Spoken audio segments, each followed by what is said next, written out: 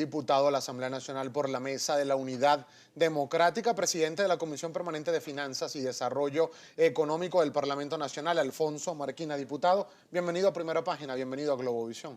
Muy buenos días, Gabo. Gracias por esta invitación y buenos días para todos los televidentes. Mire, diputado, nos vamos a dedicar la mañana de hoy al tema económico.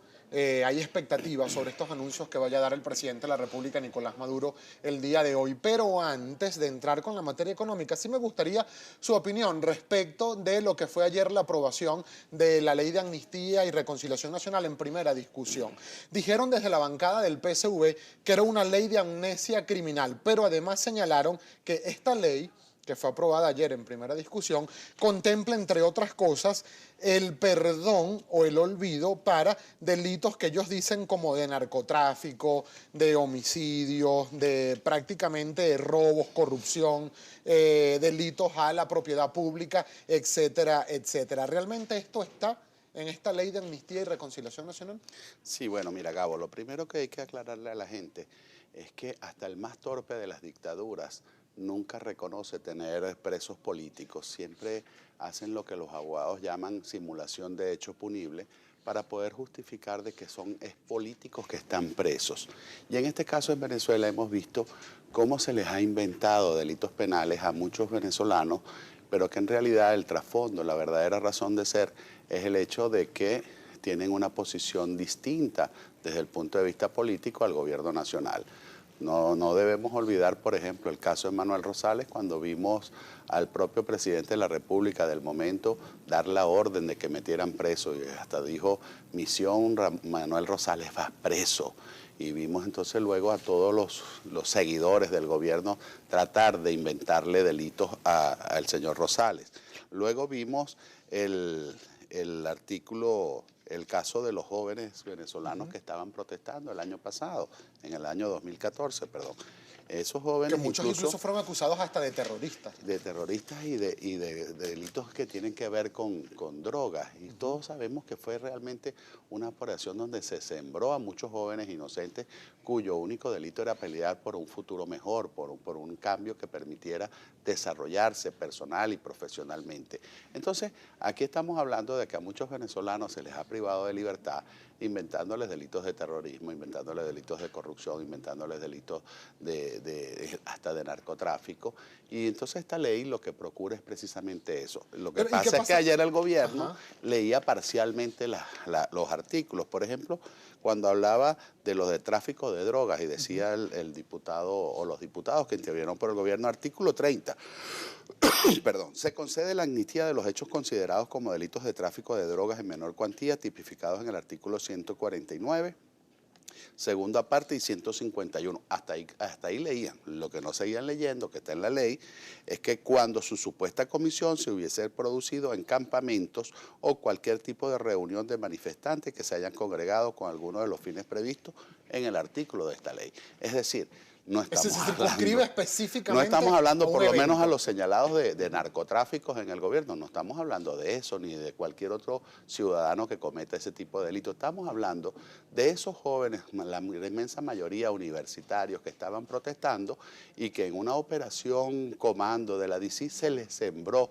para tener algún tipo de evidencia o de prueba o de supuestas pruebas para incriminarlos en delitos penales. Ahora, diputado, hay ejemplos como los que circularon hace algunos meses, un par de años, donde, por ejemplo, el joven Loren Saleh se veía en un video hablando de colocar bombas en algunos puntos entre la frontera colombo-venezolana, específicamente en el estado Táchira. Eso se calificó y se evidenció como una prueba de actos terroristas según el gobierno nacional. ¿Estas actuaciones podrían ser amnistiadas también en esta ley? En ese caso, mira, habría que primero verificar la autenticidad de la prueba. Recuerda que estamos hablando de unas supuestas grabaciones a las cuales no se ha tenido acceso para verificar si es cierta, si es falsa, si es editada, si es montada. Y realmente cuando tú ves todos estos vicios en los procesos, entonces lamentablemente estamos en presencia de juicios políticos. Entonces aquí lo que se busca en Venezuela es la restitución de la justicia, no es de la impunidad, pero en todo caso también es la restitución de la reconciliación. Ya basta de que el país siga dividido, enfrentado por razones que lamentablemente han venido despertando las miserias de cada ser humano, tanto de los que están en el gobierno como de muchos que estamos en la oposición.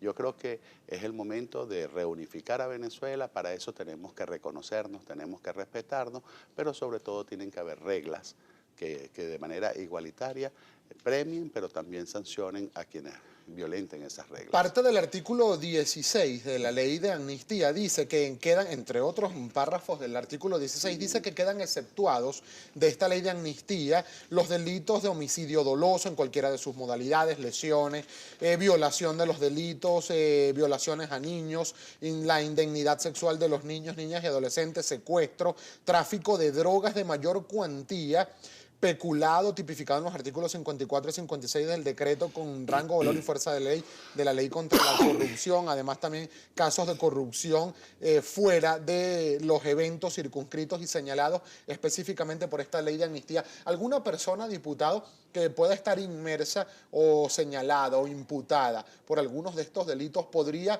tener alguna rendija en esta ley de amnistía para obtener algún beneficio procesal? No, de ninguna manera. Yo creo que están bien tipificados cuáles son los delitos que se imputan.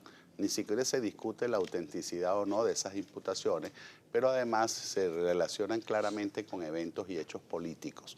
Esto no es una amnistía general de que cualquiera que haya delinquido en Venezuela puede quedar en libertad o puede gozar de la impunidad. La impunidad lamentablemente ya existe en Venezuela, cuando el 96% de los casos no son procesados, no son investigados, cuando más del 60% de los delincuentes capturados en flagrancia salen en libertad porque o la policía no presenta debidamente los informes a Fiscalía o Fiscalía no presenta los casos, los cargos ante los tribunales de la República o en los tribunales se les otorga libertad por manejos indebidos en esos procesos, o cuando al final queda alguno sancionado o castigado, entonces viene el gobierno con las famosas operaciones Callapa y pone nuevamente al delincuente en la calle.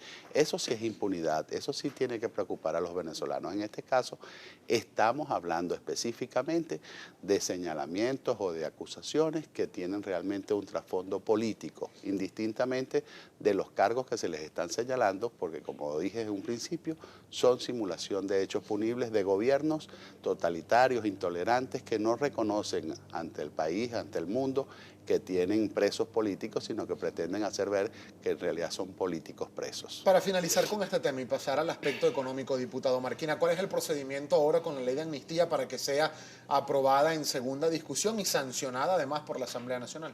El que establece en la Constitución Nacional. Ahora se remite a la comisión con competencia, en este caso es la Comisión de Política Interior. Allí se deben hacer las consultas públicas, se tiene que empezar a discutir dentro de la comisión artículo por artículo, elaborar el informe y pasa nuevamente a la plenaria para que sea sancionada en segunda discusión. ¿Está blindada la ley de amnistía ante cualquier denuncia de inconstitucionalidad ante el máximo tribunal de la República? Ante cualquier denuncia de inconstitucionalidad, por supuesto que está blindada. Eso no significa que el instrumento que se aprobó ayer no pueda, durante el proceso de segunda discusión, ser modificada. Se le pueden adicionar artículos, se le puede suprimir algún otro, pero en definitiva está blindada constitucionalmente y por supuesto se le va a blindar aún más en lo que es el procedimiento de formación de la ley. Hay expectativas, diputado, y pasando al tema económico, usted como presidente de la Comisión de Finanzas de la Asamblea Nacional, para hoy se esperan estos anuncios por parte del ciudadano presidente de la República, Nicolás Maduro. En primera instancia, ¿qué espera usted? Anuncie hoy el presidente Nicolás Maduro y qué valoración tiene acerca de esta sustitución de última hora que se conoció del vicepresidente para el área económica de Luis Salas, ahora al ministro Pérez Abad. Mira, yo no voy a emitir opinión de por qué lo destituyeron. A mí lo que todavía me termina siendo inexplicable es cómo lo nombraron. Pero en todo caso, lo importante es que los venezolanos entendamos que los anuncios que hasta ahora se han filtrado, se han asomado, no vienen a resolver los problemas del país. Vendrían en todo caso a resolver los problemas del gobierno. Pareciera que dentro de esa voracidad fiscal, el gobierno lo que trata es de generar más bolívares para él, para poder seguir con ese gasto dispendioso e irresponsable. Fíjate tú, cuando tú liquidas la producción nacional y la sustituyes por importaciones, eso es lo que te ha traído como consecuencia hoy el hecho de que no tengamos los niveles de escasez y de desabastecimiento que estamos sufriendo. Entonces hay dos soluciones, una, producir más, y otra, tener los recursos, las divisas necesarias para tener importaciones mientras esa producción llega a los anaqueles de los abastos venezolanos. En todo caso, ¿cuál medida está siendo anunciada para resolver eso? Hasta este momento no hay ninguna en concreto. Lo que se habla es de evaluar lo que tenemos son las mismas divisas, pero el gobierno va a tener más bolívares. Cuando tú hablas de aumentar la gasolina, no es que estás generando más divisas, estás generando más bolívares para el gobierno. Así que estas medidas, que no vamos a entrar en la discusión de que si son necesarias o no lo son, porque si son necesarias, habría que ver es la cuantía de cada uno de los anuncios que se haga, aisladas no resuelven ningún problema. Aquí lo que importa es generar confianza entre los venezolanos, tener políticas de promoción a la producción nacional, y para eso tendremos que ir desmontando todos esos controles que hasta este momento, Gabo, han demostrado que son ineficientes, porque Venezuela tiene control de cambio, control de tasas de interés, control de precios, control de ganancias, control de la distribución, y sin embargo tenemos la inflación más alta del mundo, y sin embargo tenemos niveles por encima del 62% de los productos regulados.